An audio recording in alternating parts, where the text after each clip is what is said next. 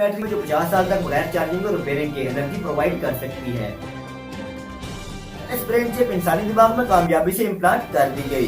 इस चिप को यूज करने वाला शख्स अपने मोबाइल या कंप्यूटर को अपनी सोच के जरिए से कंट्रोल कर सकेगा।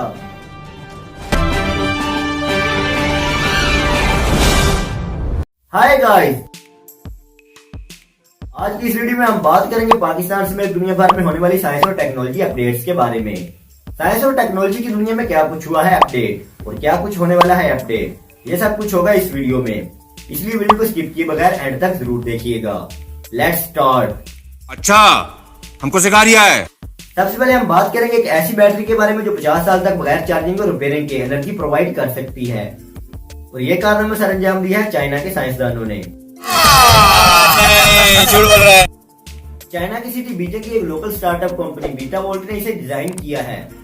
बीटा वोल्ट के मुताबिक ये एक न्यूक्लियर बैटरी है जो कि न्यूक्लियर एनर्जी को यूज करते हुए बनाया गया एक मुनफरिद मॉडल है, और इसका साइज पाकिस्तानी 5 रुपए के सिक्के जितना है, यानी 15x15x5 mm की इस बैटरी के अंदर 63 न्यूक्लियर आइसोटोप्स लगे हुए हैं। है ना कमाल की बात, यानी एनर्जी प्रोवाइड करने के लिए इसके अंदर 63 न्यूक्लियर आइसोटोप्स लगाए गए हैं। ये बातें बताई नहीं जाती, नजर लग जाती है। यानी ये ऐसी टेक्नोलॉजी से बनाई गई है जो एटम बम में यूज की जाती है। ये बैटरी आइसोटोप्स में से निकलने वाली एनर्जी को बिजली में बदल देती है। इस तरह ये 100 माइक्रोवाट से लेकर 3 वोल्ट तक की बिजली आसानी से प्रोवाइड कर सकती है। कंपनी के मुताबिक ये बैटरी पायलट टेस्टिंग स्टेज में एंटर हो चुकी है और बहुत जल्दी से मोबाइल फोन और ड्रोन जैसे कमर्शियल यूज के लिए बहुत ज्यादा तादाद में मैन्युफैक्चर किया जाएगा। कंपनी की तरफ से कोई कंफर्म डेट नहीं बताई गई कि ये कब तक कमर्शियल यूज के लिए मार्केट में अवेलेबल होगी, बट ये कहा जा सकता है कि 2025 तक कमर्शियल यूज के लिए मार्केट में अवेलेबल होगी। बीटा वोल्ट कंपनी ने अभी एक प्रेस रिलीज में कहा है कि ये nuclear batteries air spaces, artificial intelligence devices, medical devices, micro processor, micro remote, छोटे ड्रोन और मॉडर्न सेंसर जैसे डिवाइसेस को लंबे अरसे तक एनर्जी प्रोवाइड करने की सलाहियत रखती है। और यह भी कहा जाता है कि अमेरिका और सोवियत यूनियन के पास ऐसी सलाहियत थी कि वो स्पेसक्राफ्ट, अंडर वाटर सिस्टम और रिमोट साइंस स्टेशन में यूज करने के लिए ऐसी टेक्नोलॉजी बना सकें। थर्मोन्यूक्लियर बैटरियों के महंगे होने और साइज में बहुत ज्यादा बड़े होने जैसे प्रॉब्लम्स का सामना था, जिसकी वजह से इस टेक्नोलॉजी को यूटिलाइज नहीं कर सके। क्या करूं, फिर जॉब छोड़ दूं? तारीख में पहली बार वायरलेस ब्रेन चिप इंसानी दिमाग में कामयाबी से इम्प्लांट कर दी गई। इस बात का ऐलान किया स्पेसएक्स और न्यूरालिंक के मालिक इलॉन मस्क ने अपने एक ट्वीट में। इंसानी दिमाग में इस चिप को इम्प्लांट करने से पहले मुख्तलिफ जानवरों पर भी इसका तजर्बा किया गया, जिसके नतीजे में तकरीबन 1500 से ज्यादा जानवर मौत का शिकार भी हुए, और इस बात को दिसंबर 2022 में रॉयटर्स ने रिपोर्ट किया था। इन जानवरों में शीप्स, मंकीज और पिग्स शामिल थे।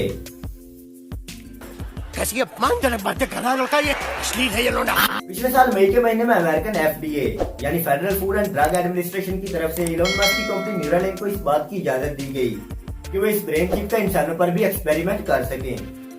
अब बात करते हैं इस ब्रेन चिप का क्या पर्पज है और ये किस पर्पज के लिए इंसानी दिमाग में लगाई गई है। यह ब्रेन चिप दिमाग के उस हिस्से में लगाई गई है जो इंसान के मुख्तलिफ हाथ को कंट्रोल करता है, हाथों की मूवमेंट और पैरों का चलना वगैरह।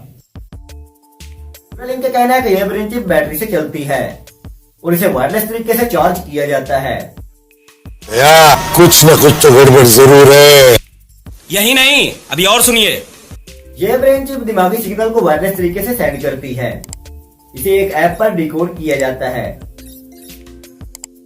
डिकोड करने के बाद ऐप ये बताती है कि इंसान किस तरह हरकत करना चाहता है। मगर हैरानी की बात यह है कि जिस इंसान पर इस ब्रेन चिप का एक्सपेरिमेंट किया गया है वो पैरालिसिस यानी फालिज का मरीज है।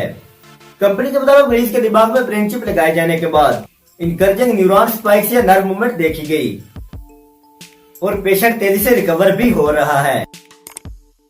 इलॉन मस्क ने सोशल मीडिया वेबसाइट एक्स पर पोस्ट करते हुए लिखा है कि इस डिवाइस का नाम टेलीपैथी होगा और टेलीपैथी को यूज करने वाला शख्स अपने मोबाइल या कंप्यूटर को अपनी सोच के जरिए से कंट्रोल कर सकेगा और उस फोन या कंप्यूटर की हेल्प से किसी भी डिवाइस को कंट्रोल किया जा सकेगा। ये बड़ी अच्छी बात कही आप। फ्यूचर में इसके क्या नुकसान होंगे ये तो वक्त ही बताएगा, बट फिलहाल ये ऐसे मरीजों के लिए बनाया जा रहा है जो जिस्मानी तौर पर मफलूज हैं। आपके ख्याल से फ्यूचर में इस टेक्नोलॉजी के क्या क्या नुकसान होंगे कमेंट बॉक्स में जरूर बताइएगा, और अगर आपको मेरी ये वीडियो पसंद आई है तो इसे लाइक कीजिए और चैनल को सब्सक्राइब भी कीजिए। Thank you.